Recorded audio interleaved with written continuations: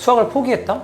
저는 그런 애는 없다고 생각합니다. 그런 애는 없고 우리가 그렇게 규정하는 거다. 그리고 대한민국 교육 경쟁력이 떨어지는 이유는 뭐라고 생각하시나요? 지금 교육은 극심화 극선행 트렌드. 극심화 극선행 트렌드. 가장 더 큰 문제는 뭐냐면 따라올 놈만 따라오고 나머지는 버리겠다. 저는 이런 교육이라고 생각을 하는 거죠. 그러니까 굉장히 어렵고 굉장히 복잡하게 만들어요. 그러면 사실 이 문제 해결 능력을 길러주는 게 아니라 기존에 있는 문제들을 빨리 풀고 어려운 걸 착착착 해서 따라오는 친구들만 데리고 가고 나머지는 버리겠다. 저는 좀 극단적으로 얘기하면 이 나머지 3%만 버리고 나머지 버리겠다라고 생각을 하는 거고, 그럼 이 3% 아이들은 특혜를 받고 있느냐? 입시에 있어서는 특혜를 받을지 모르지만 이 아이들도 결국은 극심화 극선행을 하고 있는 거지, 새로운 문제를 접해보고 다뤄보고 이런 거에서는 저는 뭔가 혜택을 못 보겠다고 생각을 하는 겁니다. 이게 국가적인 낭비라고 생각해요.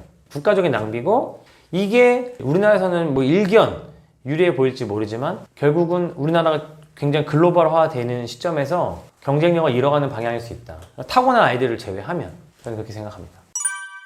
아이들에게 직접 수학을 가르치면서 느끼는 건 무엇인가요? 일단 놀라운 반응은, 부모님들이 반응은 좋은 말씀을 많이 해주시는 거겠지만 일단 아이들이 지루해하지 않아요. 수학을 되게 쉽게 뭔가 이렇게 유형별로 가르치고 하면 이게 오히려 아이들이 더 받아들이기 쉽고 오히려 이것이 수학에 대한 거부감을 없애줄 거라고 생각할지 모르지만 아이들은요 어려운 문제를 좋아합니다. 자기가 딱 풀 수 있을까 말까 하는 어려운 문제를 굉장히 좋아해요. 그런 문제들을 접하고 애들이 갔을 때 3시간에서 3시간 반을 제가 붙잡고 있거든요. 근데 집에 갔을 때 아이들이 피곤해하지 않는다. 또 가고 싶어 하는데 저는 이런 피드백이 제일 좋은 것 같아요. 수학학원에 보냈는데 애가 싫어하지 않아. 저는 이게 우리나라 수학 교육이 좀 바뀌어야 되는 부분이라고 생각해요. 수학은 아실걸요? 수학은 재미없는 과목이 아니에요. 사실 제일 재미있는 과목일 수 있다고 생각해요. 여론조사를 해봐도 수학을 제일 좋아하는 애들도 많고 수학을 제일 싫어하는 애들도 많거든요. 수학을 재밌어 한다. 그리고 문제를 풀고 쾌감을 느낀다. 저는 이거는 확실하게 보여주고 있다고 생각을 하고 부모님들도 공감하고 있다고 생각합니다. 요즘 아이들의 수학 공부에서 가장 큰 문제점은 무엇일까요?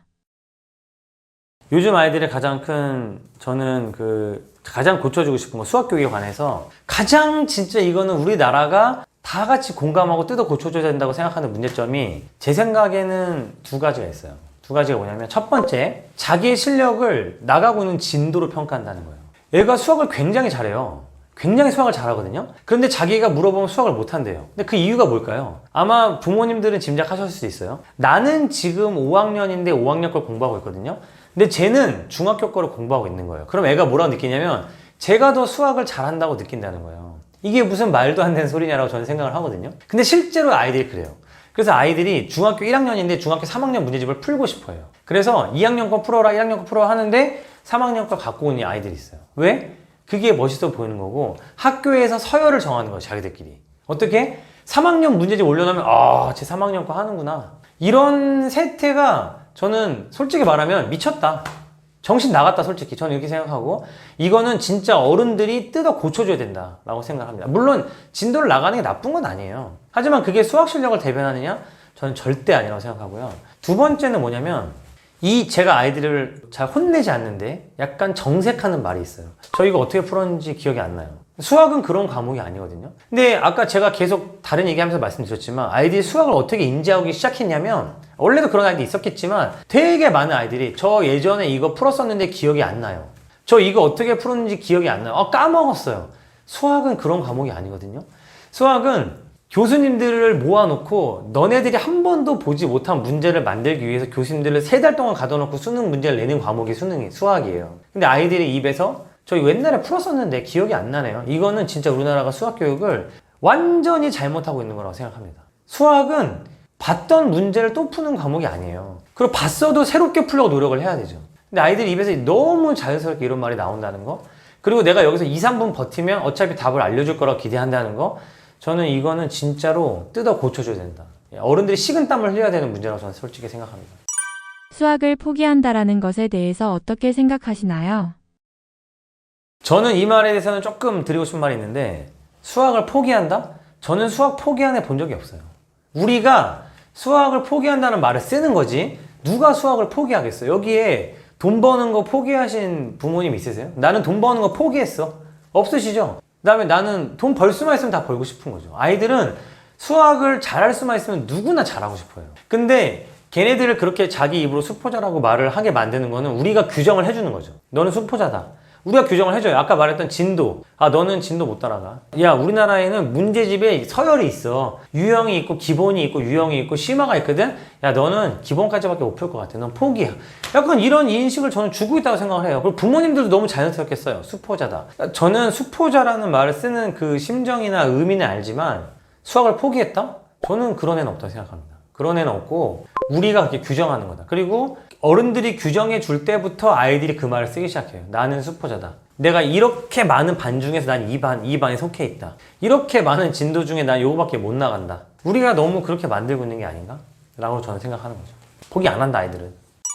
머리가 나빠서 수학을 못한다는 말에 대해서는 어떻게 생각하시나요?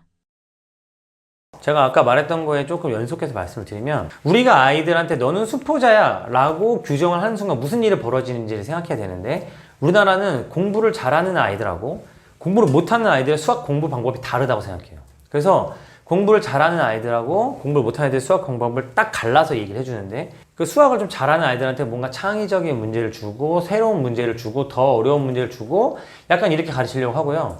이 못하는 아이들한테는 외워. 공식 외워, 또 풀어, 2번 풀어, 3번 풀어, 4번 풀어. 야, 이거 유형 저번에 알려줬잖아. 이렇게 가르치기 시작하거든요. 그때부터 저는 맛이 간다고 생각해요. 그러면 이제 아이가, 아, 나는 이렇게 공부를 해야 되는 아이구나. 그리고 얘가, 우리가 바라는 건 얘가 이쪽으로 가는 거죠. 근데 솔직히 이 말을 들으시면서 한번 생각해 보세요. 얘가 일리 갈 수 있을까요?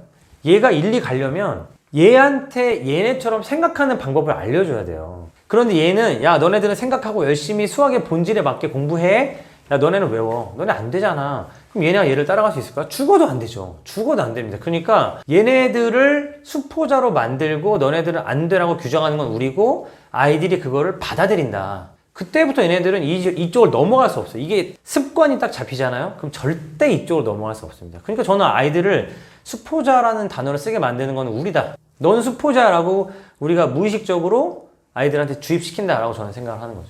일단은 뭐냐면 아이들이 제일 먼저 깨줘야 되는 생각은 기다리면 네가 알려주겠지 라는 생각을 깨줘야 된다고 생각해요. 아이들이 생각을 안 하는 이유는 뭐냐면 2, 3분 기다리면 선생님이 말을 해주기 때문이에요. 애들 다 알아요. 2, 3분 기다리면 풀어봐. 아, 다 했어? 와, 못하는 사람 여기 봐 하고 알려준단 말이에요. 저는 이걸 깨주는 게 제일 중요하다. 그러니까 이거를 깨주려면 어떻게 되느냐? 안 가르쳐 줘야 돼요. 안 가르쳐 주고 그냥 방치하는 게 아니라 힌트를 줘야 되는 거죠. 아이들이 저 모르겠어 라는 말을 할 때 그 말을 믿지 않아요. 저 알겠어요 라는 말도 믿지 않지만 모르겠어요 라는 말도 믿지 않아요. 저는 뭐라고 얘기하냐면 네가 이 문제를 풀 수 있는 걸 아니까 내가 냈지. 내가 나름 수학 교육 전문가인데 네가 못 푸는 문제를 내가 냈겠니? 난 네가 풀 수 있다고 생각한 거니까 너는 풀 수 있어. 그러니까 모른다는 말을 너무 쉽게 하지 말아라 라고 얘기를 하는 거죠. 저는 그게 메타인지라고 생각해요. 내가 아는지 모르는지를 사실 생각해보는 게 메타인지거든요. 근데 아이들이 너무 그 결론을 빨리 내려요. 아, 모르겠다. 왜? 예전에 배웠던 방법이 생각이 안 나요. 남들은 어떻게 푸는지 모르겠어요 라고 우리가 규정을 하는 거예요. 저는 어떻게 풀어도 좋으니 일단 도전해봐 라고 말을 해주고 네가 풀 수 있는 문제를 내가 낸 거야. 도전해봐. 할 수 있어. 그리고 풀었을 때 거봐. 약간 장난식으로 거봐. 야, 하잖아. 왜 못하는데? 네가 아까 못한다고 그래서 했어 못했어? 했지? 앞으로 그러면 하지 마 라는 연습을 정말 여러 번 시켜줘야 돼요. 왜냐면 너무 많이 쌓여 있어가지고. 저는 이거를 우리 수학 교육의 가장 중요한 포인트로 생각하고 있습니다.